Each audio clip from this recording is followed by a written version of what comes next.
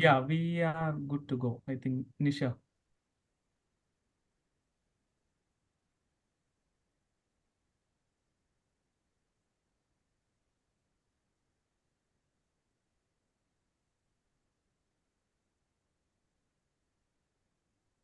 Nisha, you can begin.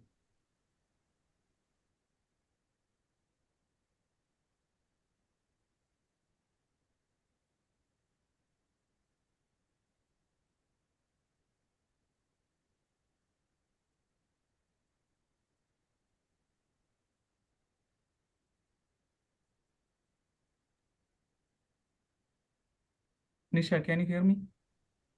Yes. Yeah, begin. Let's begin. Okay.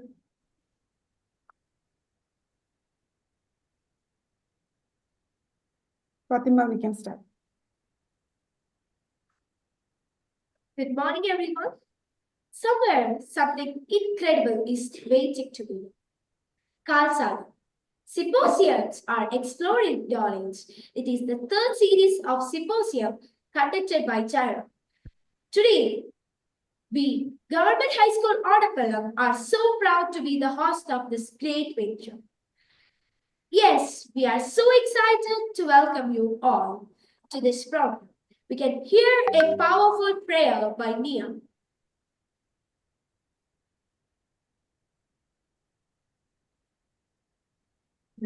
You down and oh my soul so free. When troubles come and my heart and me, then I'll be still in the silence until we come and say a word. You raise me up so I can stand on mountains. You raise me up on stormy seas. I'm strong when I am on your shoulders. You raise me up toward the light.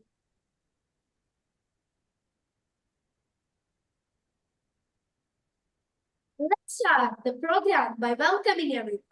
First, I would like to welcome our chair, Dr. Nisha Via. Welcome, ma'am.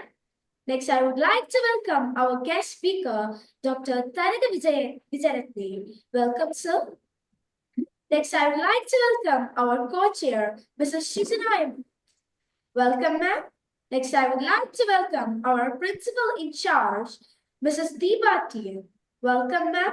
Then I would like to welcome Mr. Jidin Jet, who is introducing the Odappallam GYRA unit, and also our mentor. Welcome, sir. Then I welcome all the members of GYRA and all others gathered here. Now I welcome Mrs. Deepa Tien, our principal in charge, who is also our mentor. Welcome, ma'am.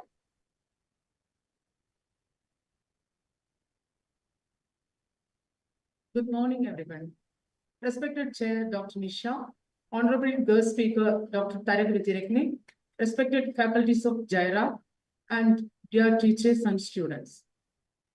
GYRA, the Global Young Researchers Academy, is really a unique approach and enlightenment for students all over the world, eliciting the hidden potentials of students towards a comprehensive development of world by a scientific approach. The International Research Conference conducted by GYRA opens a marvelous platform for students and teachers. Odappallam Government High School in Wayanad, Kerala, has consistently started a remarkable global perspective in its approach to education. We are pioneers in integrating technology into education, being the first government school in Kerala to establish a language lab under which we are having collaborative projects over 20 schools from different countries. We were selected as best school in Kerala in the prestigious Haritha Vidyalaya reality show conducted by state government. We were selected as best school in Kerala. We were awarded Swachh Vidyalaya Puraskar and was nominated for Prime Minister's Award for Excellence in various spheres of education. After all, this innovative research program under the esteemed guidance of Team GYRA not only enhances our academic rigor, but also contributes to global research initiatives. Thank you.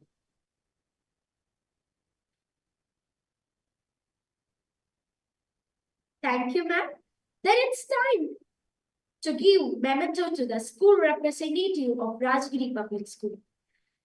Mrs. Adida Premdanda, PGT Biology at Rajgiri Public School, brings 21 years of teaching experience in CBSE and IGCHS schools. Award the best teacher in science. She is skilled in teaching environmental management and social work. She actively contributes to NGOs like Hidden Voice Bank at Earth and GYRA, enhancing both education and community well-being. Let's present the memento.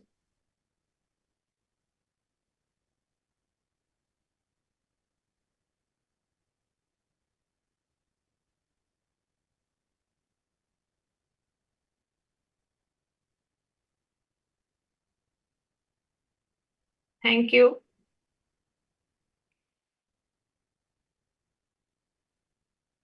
To know more about our chair, I would like to welcome Nila Mukhini.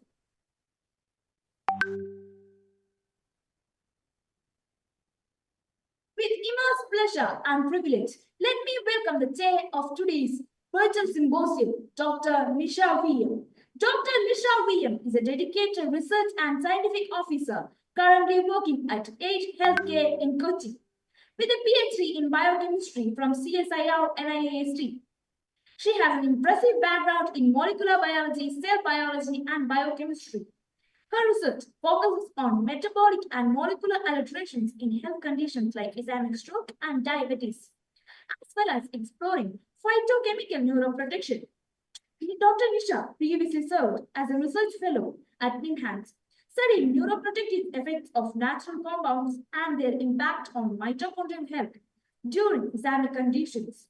She has published extensively in prestigious journals and actively contributes to conferences. She holds the SERB National Postdoctoral Fellowship and is highly skilled in advanced techniques such as confocal microscopy, immunofluorescence, and flow of cytometry. Dr. Nisha works continue to make a stride in understanding cellular process in health and diseases, demonstrating commitment to advanced biomedical research. Thank you, Nila. Now I invite our chair, Dr. Nisha VM, for her speech. Thank you, Fatima. I'm so happy and privileged to be representing GYRA in this third virtual symposium hosted by Government High School, Odappallam. So GYRA is an international organization aimed to create future scientists. We focus on creating scientific temper and scientific knowledge and research methodology in the younger generation. So we do that by training students, school-level students in research methodology, and we also mentor them to conduct scientific research on their own, and they conduct their research in their area of interest. It's not only science, any area of interest can be diverted to a research level. So that's how we work. We work with the school students, and with the help of teachers, we conduct research and training. And GYRA is keen in providing opportunities like international platforms for our research scholars to present their findings and also to interact with renowned scientists from all over the world. And as part of this mission, we conduct virtual symposium, international conference, etc. So in this virtual conference, we will have an invited speaker from an international background. The speaker expertise, and the students can ask their questions And after that, we'll have a presentation from our GYRA scholars from our host school. So after both these presentations, we will have a question and answer session. The questions will be asked in the YouTube channel, and those questions will be asked by the chair. So the speakers can answer.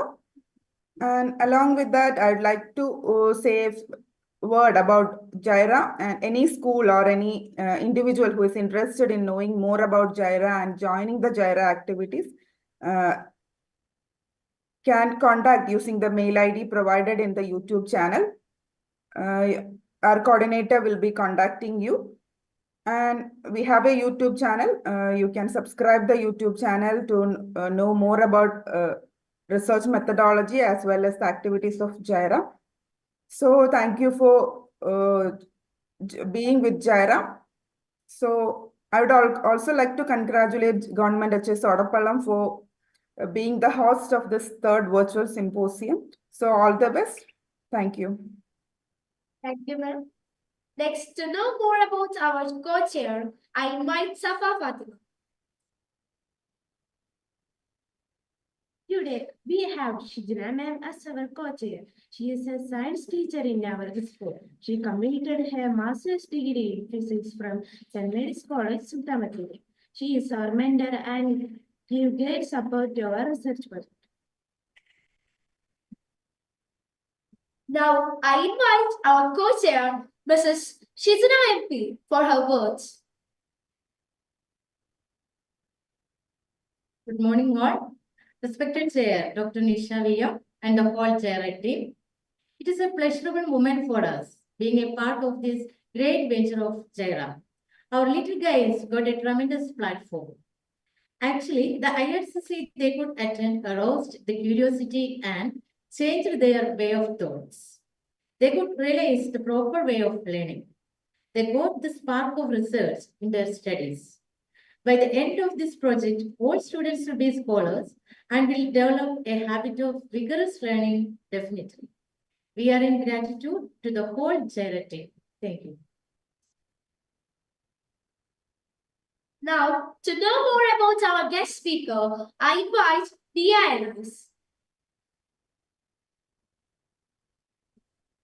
It's an honor to introduce Dr. Tharaka Wijerathne, a leading researcher in the field of biophysics and ion channel physiology. Dr. Wijerathne completed his PhD in veterinary medicine at Chungnam National University and holds a BSc in food science and technology from the University of Peradeniya. His current role as a postdoctoral associate at Western University of Health Science has placed him at the forefront of groundbreaking research on the PISO-1 ion channel. Dr. Wijerathne's innovative work has been published extensively in high-impact journals like PNAS, Cells Report, and the Journal of General Physiology, where his studies on the energetic and structural dynamics of PISO-1 have opened new possibilities for therapeutic interventions in disease related to mechanosensor channels. His contributions have earned him multiple accolades, including the prestigious Best Postdoc Oral Presentation Award at Western US 2023 Research Symposium. With over 12 publications and significant teaching and mentoring experience, Dr. Wijerathne is a dynamic force in scientific discovery and education. Please join me in welcoming Dr. Tharaka Wijerathne to the stage. Welcome, sir.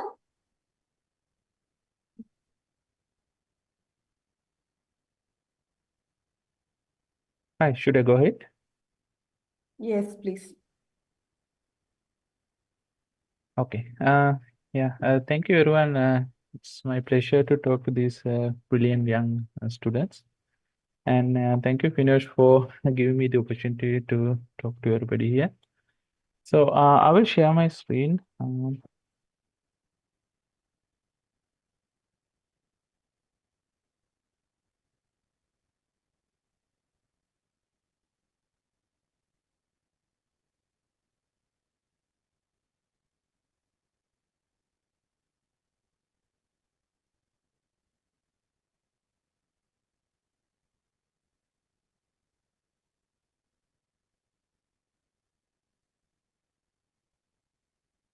Can you see the screen properly? Yes, yes, it is. Yeah. So I was thinking what to actually present. So I thought maybe I should give like an introduction of what we do, what kind of questions we address, and how I started thinking about the questions, and how I proceeded to address those research questions I had. So I selected a simple topic to show students what kind of techniques we use, what are the advantages we using it, and what kind of future directions students can go forward if they follow a similar research path. So to give a slight background, I come from Sri Lanka. It's a small island south of India, southeast of India. And one of the biggest issues we have is actually a serious kidney disease, especially in the areas highlighted in yellow color, especially the agriculture areas. And the people who get this disease have to undergo serious dialysis procedure to purify their blood, because their kidneys are no longer able to clean their blood and urine. So this has been a big issue, and what happens is with the disease, our kidneys gradually become unable to properly filter blood, and then the patients will have to depend on machinery to sustain their life. So to address these questions, actually, I started my bachelor studies in University of Peradeniya in Sri Lanka. And in 2000, after 2012, I did a small research intern at another university in Sri Lanka. And then I moved to South Korea to do my PhD in veterinary physiology. So this university here, we conducted actual research on the kidney disease. We selected one protein that is a key reason for this kidney disease, and actually I got to start my research on kidney diseases over there. So next, in 2020, I moved to California, where I met Dr. Finosh. This is at Western U, so we both of us work here. It's a really active university with both research and education. So this is my lab. We work with several labs to do our projects, and this is our group leader, Dr. Jerome. And our lab is actually a smaller lab. This is me, and this is Dr. Chandrasekharan. Again, he's from Kerala too. And we have different medical sciences degrees, including veterinary medicine, DO programs, and even other like pharmacy programs. Other than the medical programs, we have extensive research studies, and our lab is actually one of those labs working on fundamental questions in science. So our research can be categorized into mainly three parts. One is we actually work on developing new drugs and improving the currently existing drugs to treat human diseases better. So the next one is we work on mechanotransduction. This is basically to understand how we sense a physical stimulation. For example, if you hit your head on a door or like on your bed, you feel it, right? So that feeling is converted into a signal in our body. So there are special proteins that do that. We are working on them. The other thing is we are using the same proteins to make design force sensors. This is going a bit deep into advanced imaging techniques. So we can use these force sensors to actually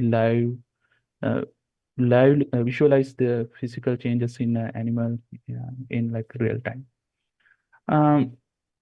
So the reason we study PSO channels these channels actually playing a huge role in our body. I saw show a very few examples here, like the touch sensation, inflammation, or baroreception, that's the blood pressure regulation, and proprioception. So this proprioception is a pretty cool ability we have, but we kind of ignore it. Proprioception can it be interpreted as our ability to sense our 3D environment when our eyes are closed. So you can see this young lady, she has a mutation in the protein we are working on. So she is unable to sense her physical environment without the eyes. So she is actually harnessed for her safety. So she actually have trouble navigating without the additional help through her eyes.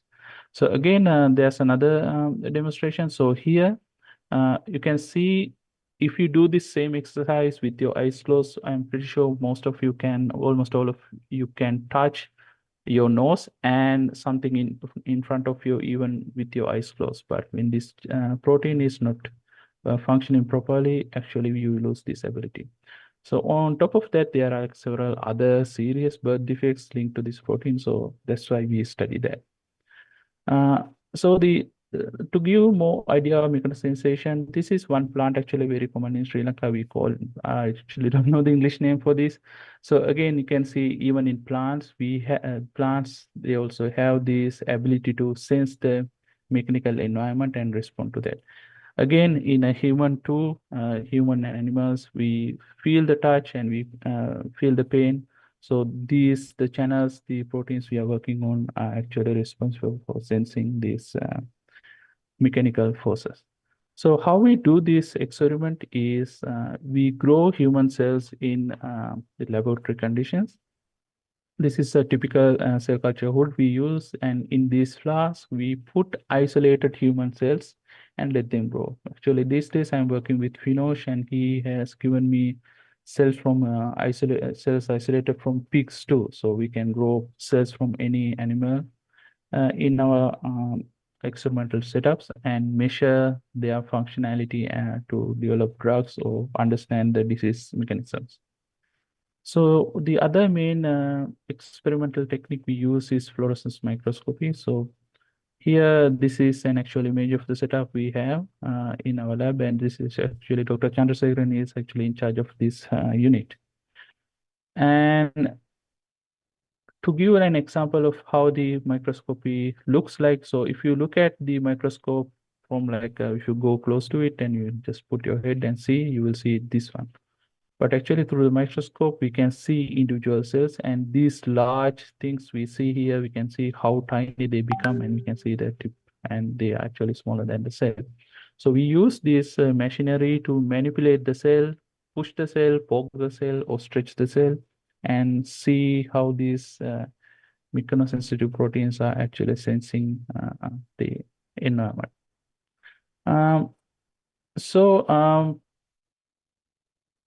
To give like a another example of what we do, this is called PESLAM technique. This is my primary technique that we do in our lab. So the setup looks like this. And what we do is this microscope has a tiny glass probe that's attached to a computer, and we bring this glass probe and attach it to a cell, and we connect the cell to the computer electronically using this glass probe. And from that, we can measure the function of different proteins using different biophysical principles. So these are the two main techniques we use. And actually what I wanted to show mainly here is actually when you do biophysics, it's slightly different from biology, because we instead of just growing cells and measuring their behavior, we have to play with these instruments. We build everything from scratch. So from like month to month, we bring new things and attach to this. So you have to know, just the knowledge on biology is not enough. If there are any students who are interested in doing biology with some fun things like electronics, engineering, assembling equipment, assembling physical motors, and making miniature robots, this is actually a good field for you. So we have to combine biology with engineering to do these experiments. So this is another few pictures of the setups I found on the internet. I just wanted to show a few other setups other than what we have in our lab. So all of these are designed to do similar biophysical recordings. And so using these techniques, actually in 2003, last year, we could actually pinpoint to one mechanism behind this kidney disease. So we found there's a one protein called TRPC3. This is a very long name. It's a shortened form. So we could find how this protein is manipulated in the disease conditions. Actually, in the disease, a very close relative of this protein is mutated, and the main paper is actually, we are working on that main paper to be published. So why is this study is important? So I can give you one example. So these are the Nobel laureates in different years, and all of these scientists, brilliant scientists, work on this same area. So these are the scientists who discovered the technique I'm actually using, and there are other people who discovered like brilliant innovations. They made new innovations in the same field, in the same techniques, and they all awarded Nobel Prize because of the huge impact they had on the our health and the betterment of the human life. So this is the lab of the scientist who won Nobel in 2021, Dr. Adam Patapoutian. So he discovered the protein we are currently working on. And to give like a brief idea about what kind of career options or the career choices any new scientists would have if they come to our field of study. One obvious way to go is through academia, become a researcher or a lecturer, or you can do both, like Dr. Finosh is doing in our university. Or you can go to industry and do pharmaceutical studies, research in like discovering new drugs, and the bonus is you can earn a lot of money too, unlike academia. And the other good thing is you can go into equipment development. I showed you in my one of the slides, we actually build a lot of equipment. We assemble stuff, we do wiring, we do electronics. So there's a lot of equipment development going on. So there's like plenty of career opportunity for everybody with like different flavors. Whatever you want to do, there's like a way for you to go in this research area.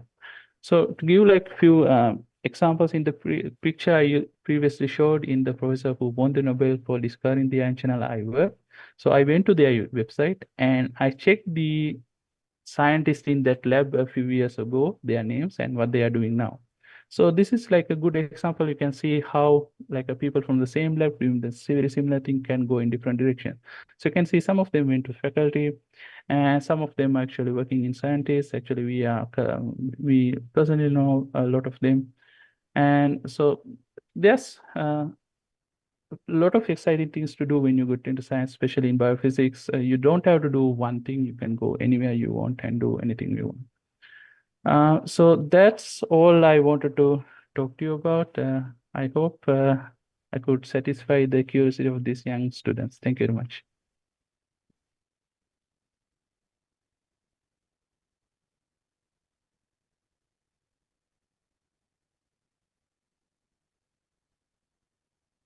Thank you, Dr. Wijerathne.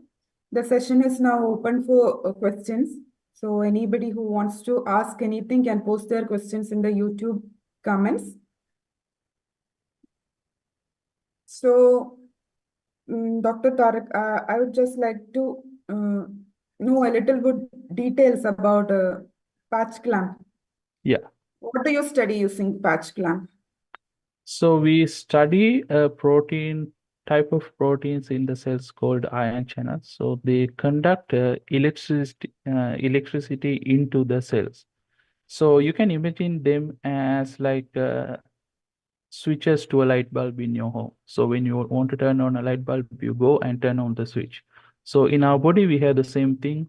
Those things are called ion channels. So with that technique, we study those channels. They basically conduct electricity. That's why we can connect the human cells to a computer through a wire to measure that electrical activity. Okay, thank you. So another thing, it's interesting. How did you move from biology to biophysics?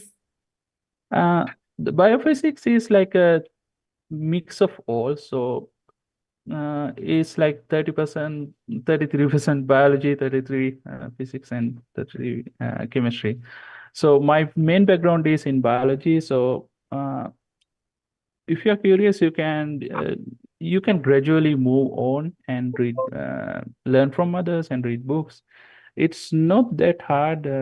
If you are willing to do it, you can always move to a newer area. It's actually quite fun. Okay. Okay, we have a question from YouTube. Is the research able to provide a solution for the kidney disease? I think they are asking whether you have reached Yeah. your.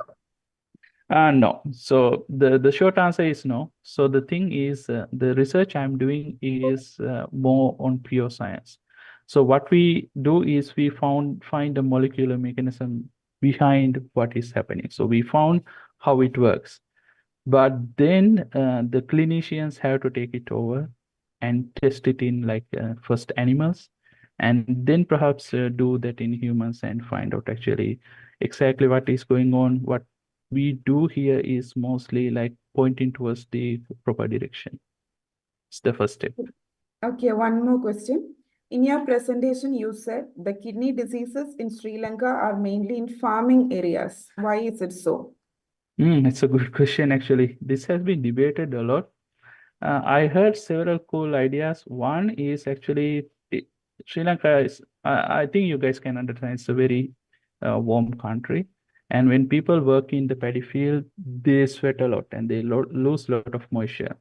But they don't drink much water, maybe to compensate enough. So some people say it's actually lack of intake of water compared to what they lose could be a reason. Another idea is actually pesticides. Because it's a dry area with like a lot of heat, the pesticides that you put into your farm gets leached back into the reservoirs, water sources. And that water sources, when they evaporate, according to the natural water cycle, these pesticides do not evaporate, right? Just the water gets up to the atmosphere. So basically, we are kind of concentrating those pesticides in the drinking water pools. So that could be one reason. Unfortunately, we don't know exactly what's going on. Okay, we have one more question from YouTube. In the industry, can you give more information about that with a day-to-day example? Yeah, so the industry, how it works is it's kind of very similar to academia. The main difference is industry is the type of resources you have in industry are different from what you have in the academia.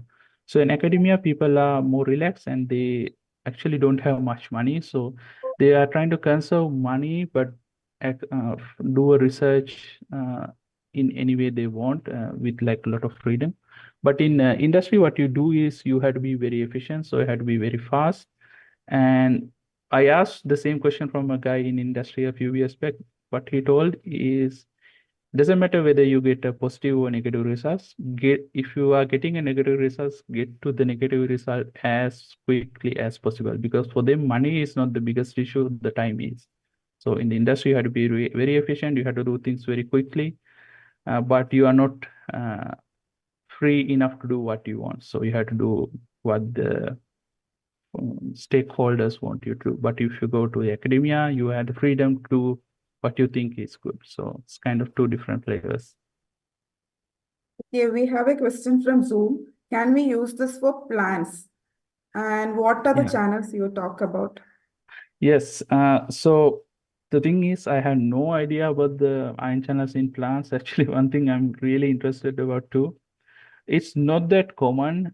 Like I haven't met anyone working on ion channels in plants, but the short answer is yes, you can do it. And I read about like few articles that do that. So there are ion channels in plants, you can do it.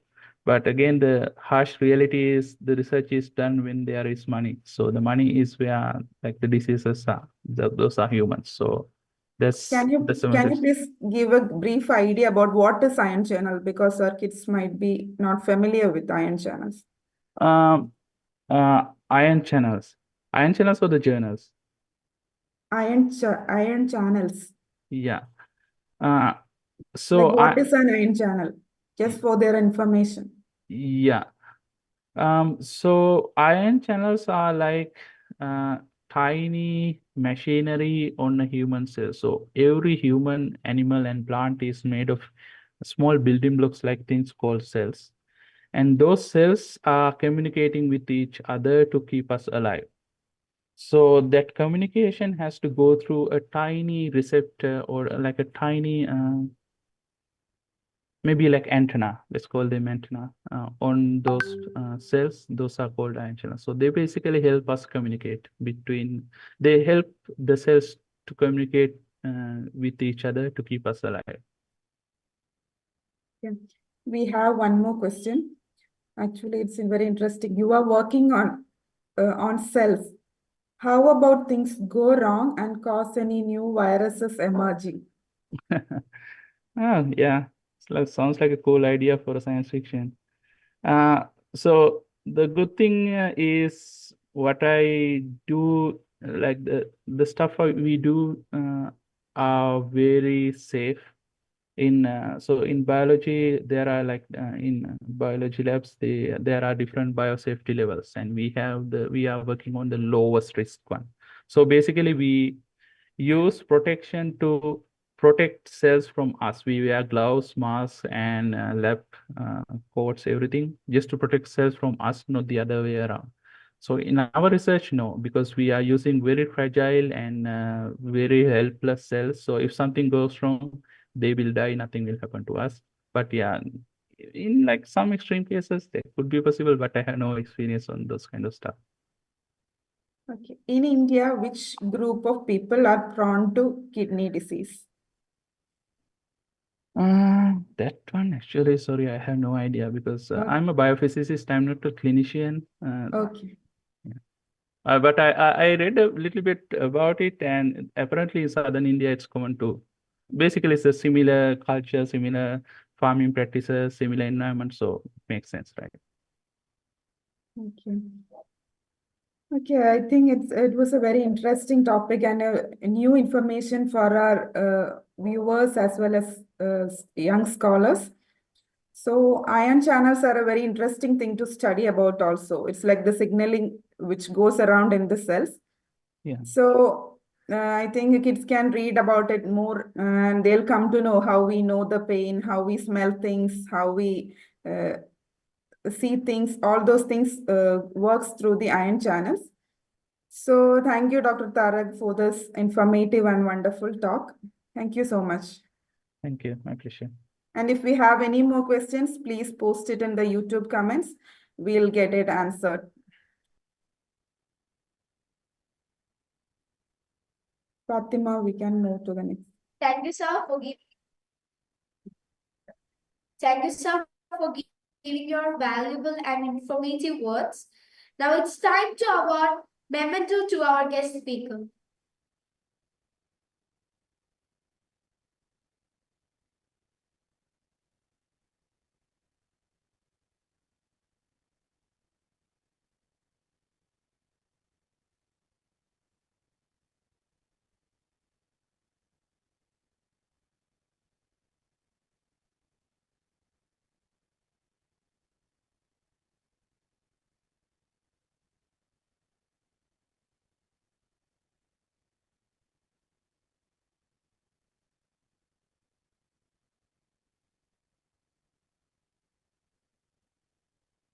Then let's know more about our GYRA unit.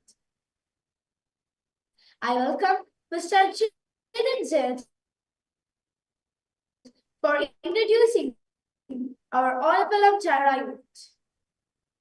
Good morning, everyone.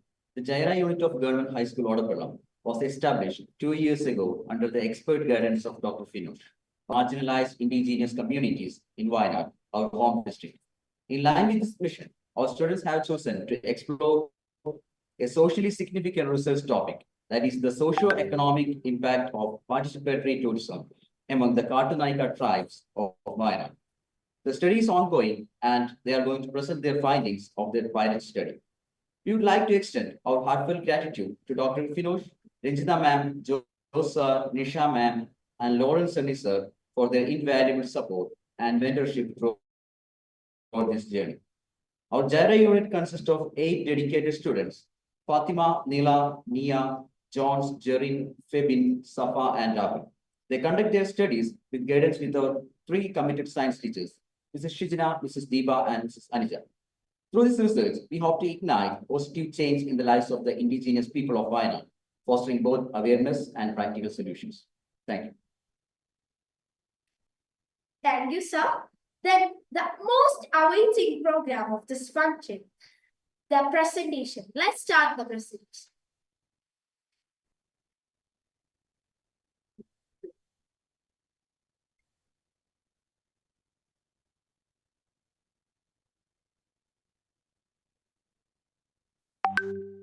The topic of our presentation is socio-economic impact of participatory tourism among the Katanaikan tribes of Kuru Island.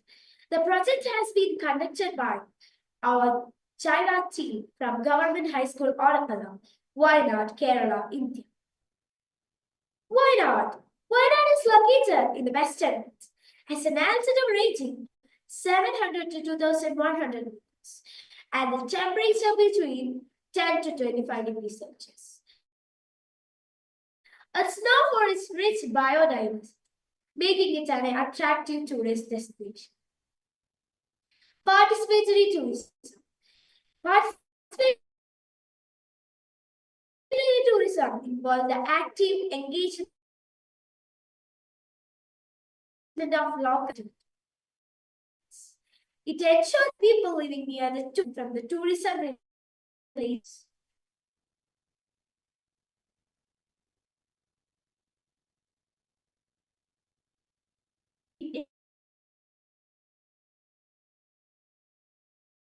Good.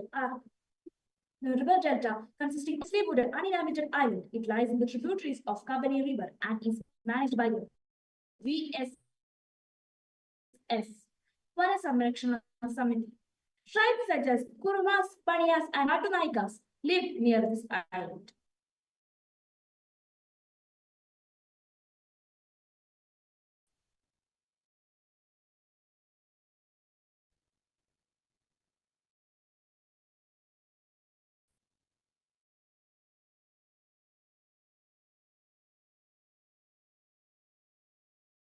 Katanaika tribes. Katanaika is socio-economic status.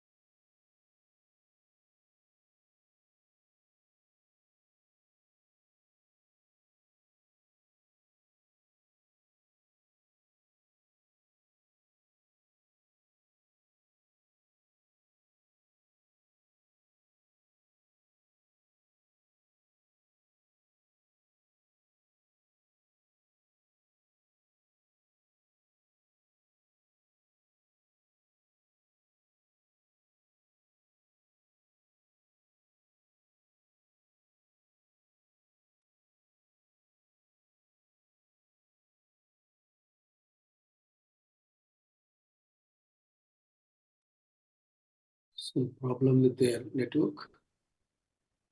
I think we have a technical glitch. Let's wait for a few minutes. So those who are watching on YouTube, we are having some network glitch, but please don't go. We'll be back. Please wait.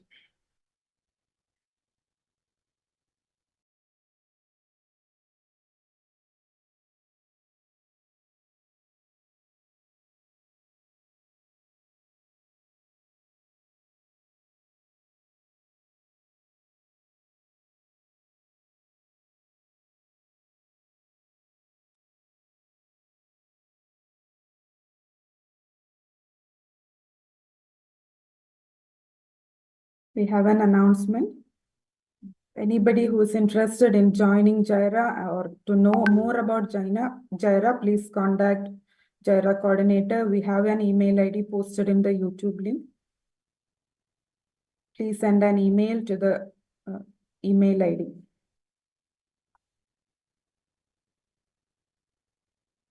Please subscribe the YouTube channel also, where we will be posting activities of GYRA as well as more about research methodology.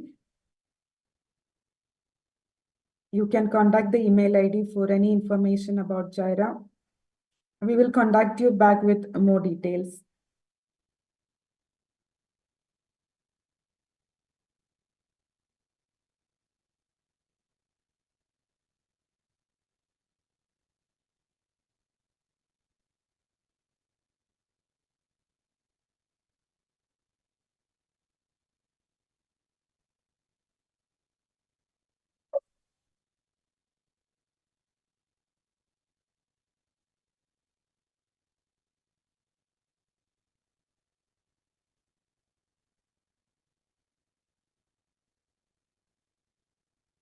Please stay with us. We'll join back soon after solving this technical glitch.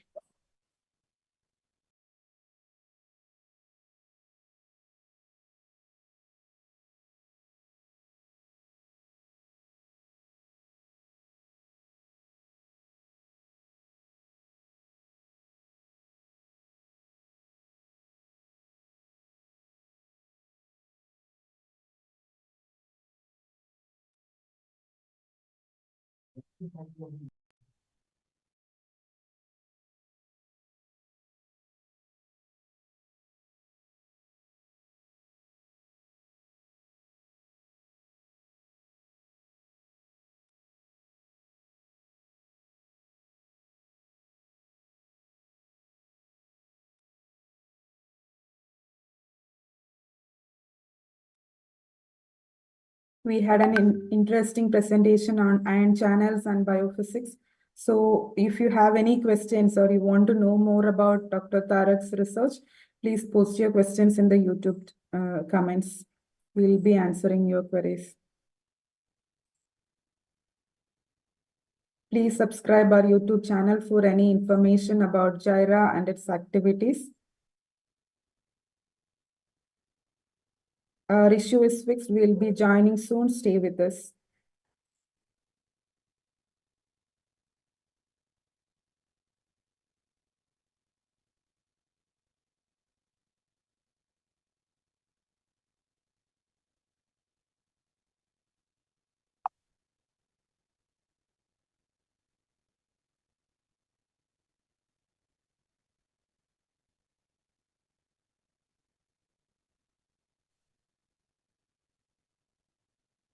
Please stay with us while our issue is being fixed. We will resume soon.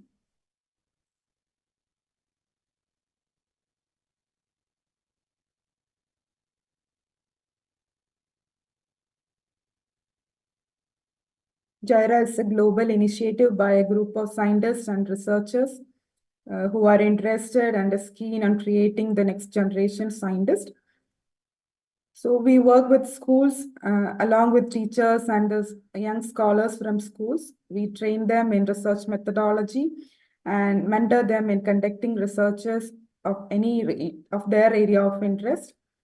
So an advisor from GYRA will be provided who will assist you in conducting your research. So for any information about GYRA and joining GYRA, please contact us using the email ID provided in the YouTube channel.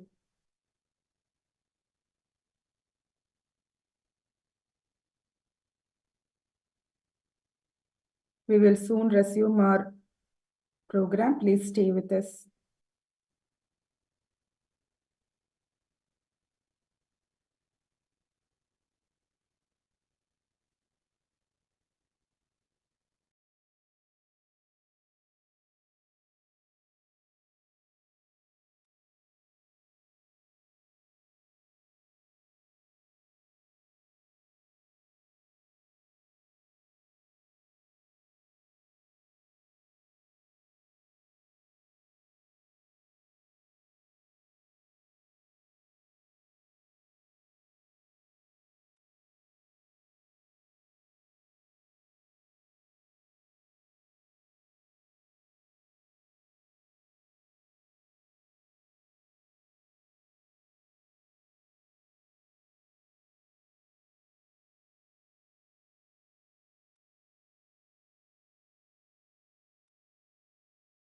I think we are still facing the technical glitch, but we are working on it. Please stay with us.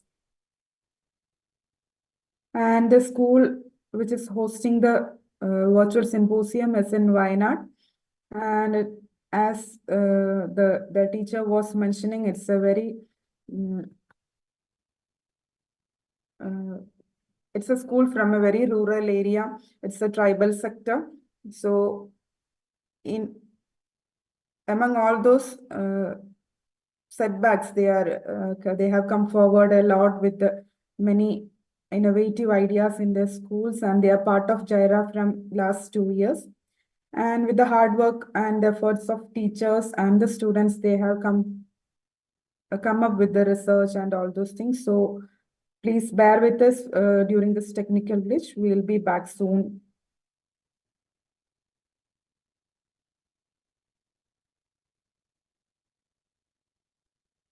And there is some climate changes also going on. We have heavy rains here. So maybe due to rains, we are having the technical things.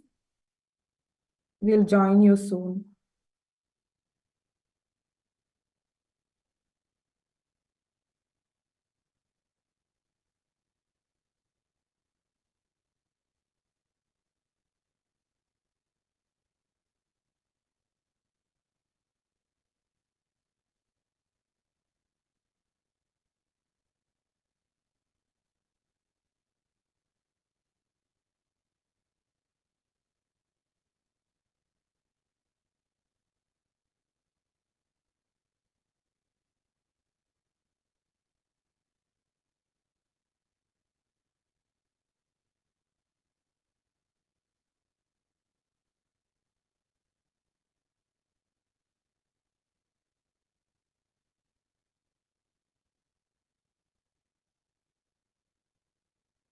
Okay, we have a question in YouTube for Dr. Tarak. What type of chemicals or medicines damage the kidneys most? Can you repeat the question again, please? What type of chemicals or medicines damage the kidneys the most? Actually, for that, I don't know for sure because again, my expertise is in biophysics, so that's more like clinical or physiological issue. So it's better if I don't give an answer because I'm not sure. Sorry.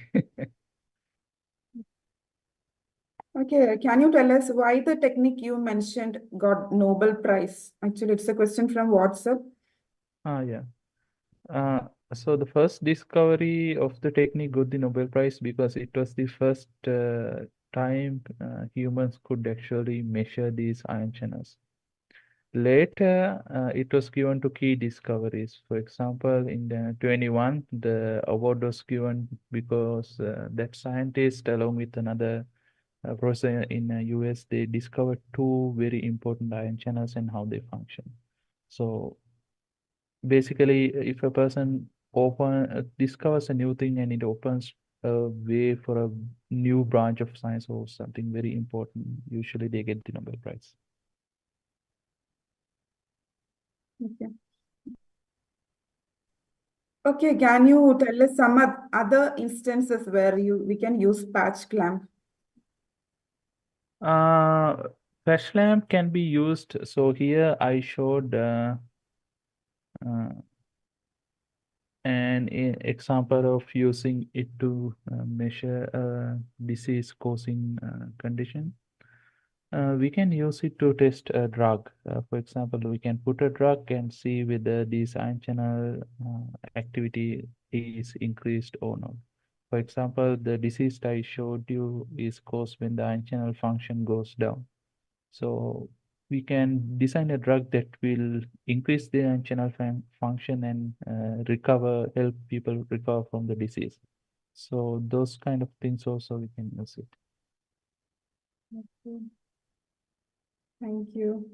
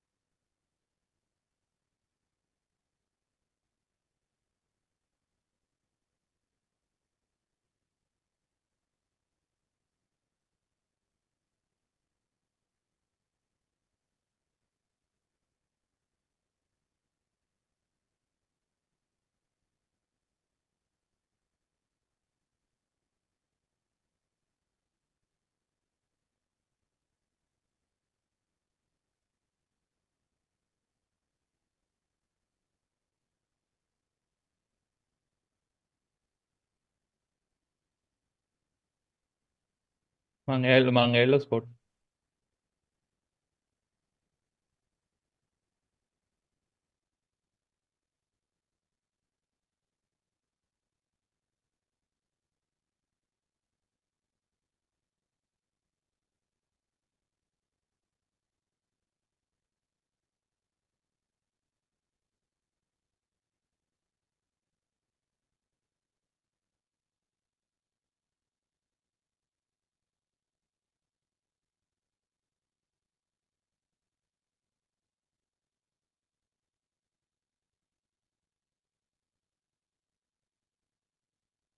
We have got the information that it's raining heavily in Wayanad, and that's why network is down.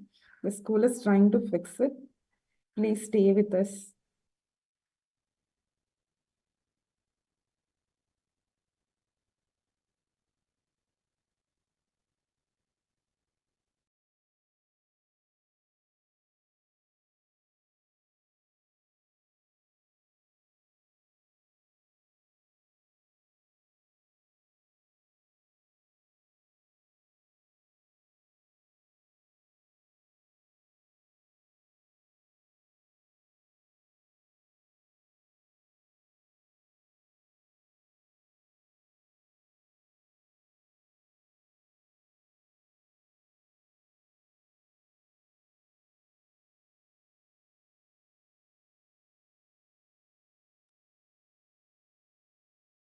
I would like to invite Dr. Finosh for an announcement.